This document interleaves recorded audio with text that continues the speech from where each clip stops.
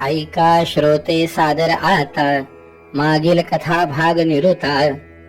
आपण मागील कथा भागानुसार बघतोय अंबरीश राजाने द्वादशीच महत्व्रत आचरण केलं.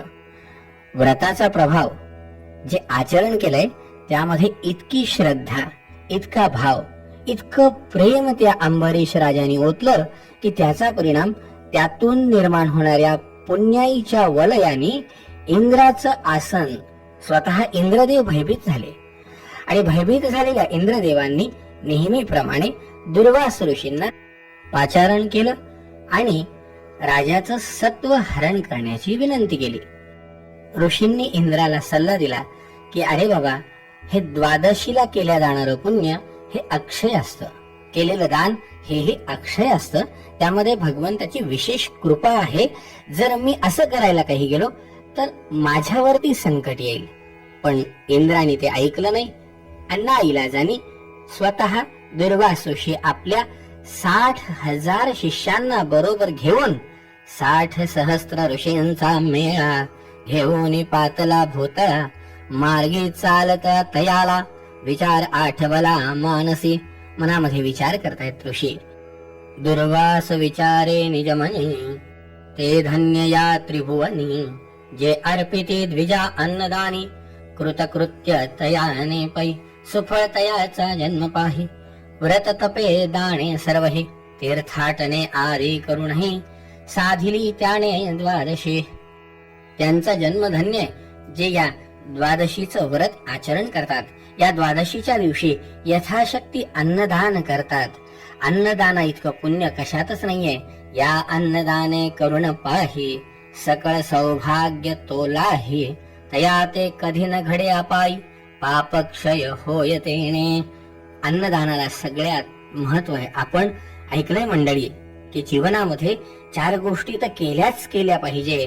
देणे को अन्नदान, द्यायचं असेल तर अन्नदान. लेणे को हरिनाम, घ्यायचं असेल तर भगवंताचं नाव. तरणे को लीनता, तरायचं असेल तर लीन स्वभाव पाहिजे. आणि डुबणे को अभिमान, जर बुडायचंच असेल तर अभिमान. अभिमानासम शत्रुन मोठा. दासगणू महाराजांनी आवर्जून सांगितलंय अभिमानासम शत्रुन मोठा वाटोळे हाळ करी. माणसाचं वाटोळ होतं अहंकाराने, अभिमानाने. ते धन्य आहेत जे जीवनामध्ये द्वादशीचं व्रत आचरण करतात, अन्नदान करतात. मनामध्ये विचार चालू आहे. ऋषी बघतायत की खरंच आपण चाललोय खरी, म्हणून धन्य तो अंबरीश. खरं म्हणजे तो धन्य आहे जो दाना माझी दानाधीश सकळ भूसुरा माझी ईश नसे लवलेश पापाचा. आपण त्याला छळायला चाललोय, त्याच्या इतका तो पुण्यवान नाहीये. त्याला छळायला जाण्याच्या गडबडीमध्ये त्या ते छळावया पाही आम्ही जात सोलवलाही तया रक्षिता शेषशाही न चले नवाई अमुची तेथे. आमचं काहीही चालणार नाही, त्याच्या पाठीशी तर भगवंत आहे. असा विचार करीत करीत स्वामींची स्वारी राजाच्या दाराशी येऊन उभी राहिली. राजाला तर आनंदच आहे. का? कारण दाराशी अतिथी आलाय. आपल्याकडे फार महत्व आहे हो. मातृदेवो भव, पितृदेवो भव, आचार्य देवो भव, अतिथी देवो भव. दाराशी आलेला अतिथी राजाला आनंदच देणार होता. का? कारण आज तर द्वादशी आहे. भगवंताचं पूजन होत आलंय आणि दाराशी अतिथी आले. अतिथी आलेत, किती भाग्य आहे.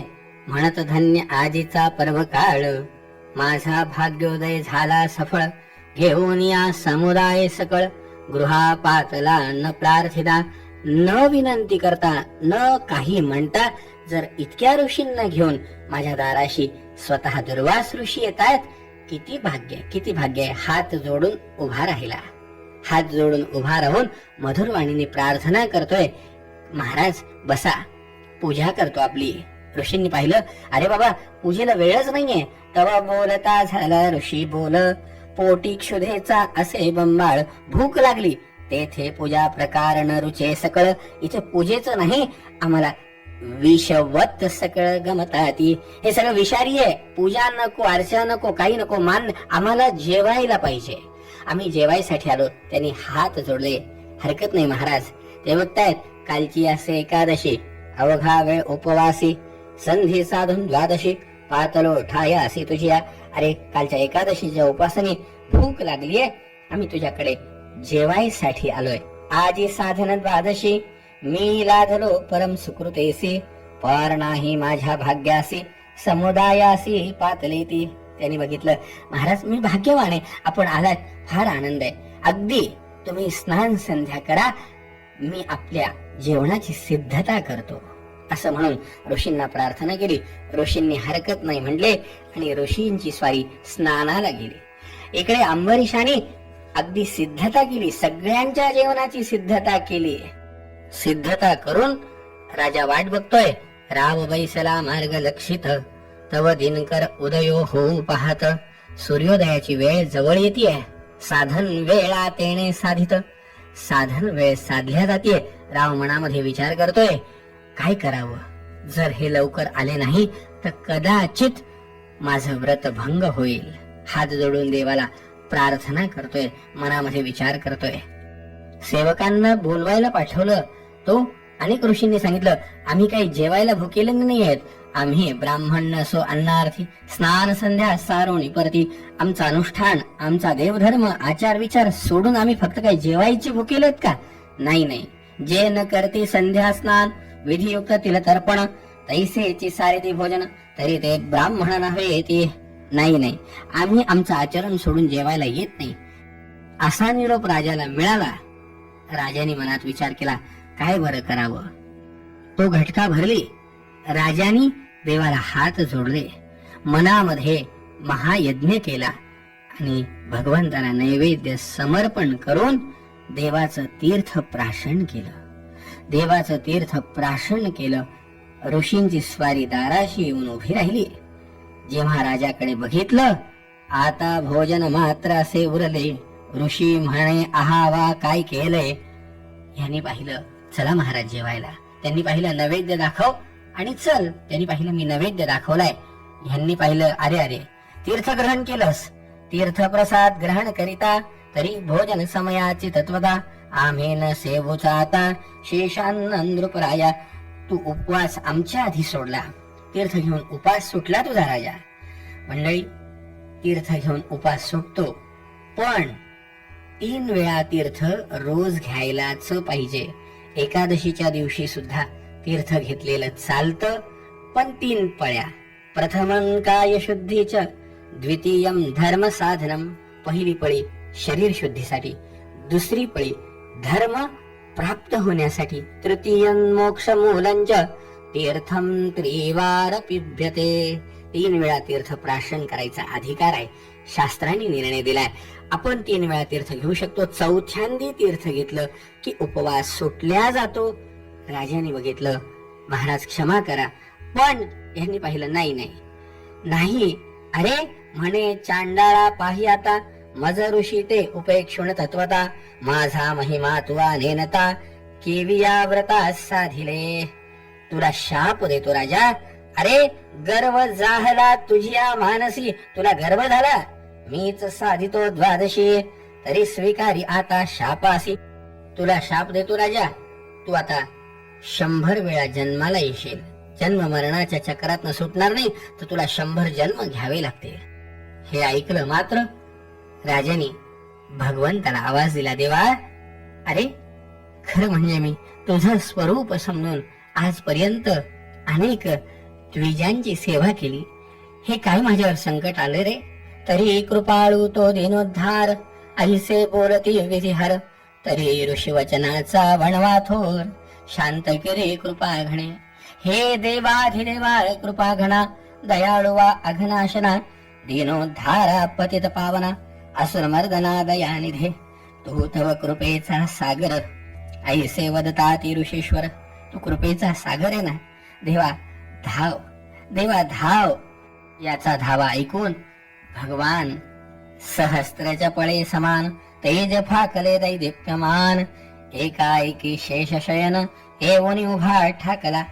देव समोर येऊन उभे राहिले. दुर्वास ऋषींनी साष्टांग नमस्कार देवाला घातला. ऐकून नृपाची करुणा, बोले वैकुंठीचा राणा, म्हणे दुर्वासे न करिता विचारणा, शापिला राणा अंबरीश. देवाने ऋषींना विचारायला सुरुवात केली. ऋषी हो, द्वादशी ते ब्राह्मणा ते, उदक अर्पे जरी त्या ते, तरी फळ लाभे यज्ञाचे ते, स्वर्गीय पितरा ते संतोष. साधं पाणी जरी अर्पण केलं द्वादशीच्या दिवशी, तरी मी भगवान त्याच्यावर कृपा करतो. जयाने व्रत केले द्वादशी, पार नाही त्याच्या पुण्याशी, मी जनार्दन संतोषी, केवी तयासी आघातू. साधं जलदान करणाऱ्याला हे पुण्य, राजाने तर किती अन्नदान केलंय. जो अन्नदान करतो, वरी केलिया अन्नदान, तयाचे पूर्वज होय उद्धरण, न करी तरी रवरव दारुण, पितृगण भोगिती. आईसी जे पुण्य तिथीसी, या परम पावन द्वादशीच्या पुण्य पावन पर्व काळावरती राजाने तर एवढं अन्नदान केलं. आपण शाप दिलात तरी स्वयेमी चक्रपाणी, सोसीन जासणी गर्भवास. आपण दिलेला शाप आता मी माझ्या शिरावर घेतो, मी सुद्धा गर्भ जाचणी सोशील. देवाने असं म्हटल्यावरती ऋषींनी पाहिलं, खरं म्हणजे देवा, मी 100 जन्माला यावं असा शाप दिला, पण तो शाप आपण शिरावर घेतलात, म्हणून त्यातला 1 शून्य कमी करतो. मंडळी, म्हणून भगवंतानी या राजा प्रीत्यर्थ 10 अवतार धारण केले. एवढा अधिकार या द्वादशी व्रताचा आहे. स्वतः भगवान त्याला धारण्याकरता आले.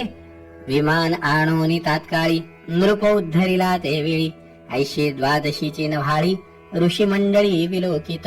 अशा प्रकारे द्वादशीचा महिमा किती वर्णन करावा, ज्याच्यासाठी भगवान सहाय्य झाला. आपल्याही जीवनात भगवत कृपा प्राप्त व्हावी, अशी भगवंताला आपणही प्रार्थना करूया.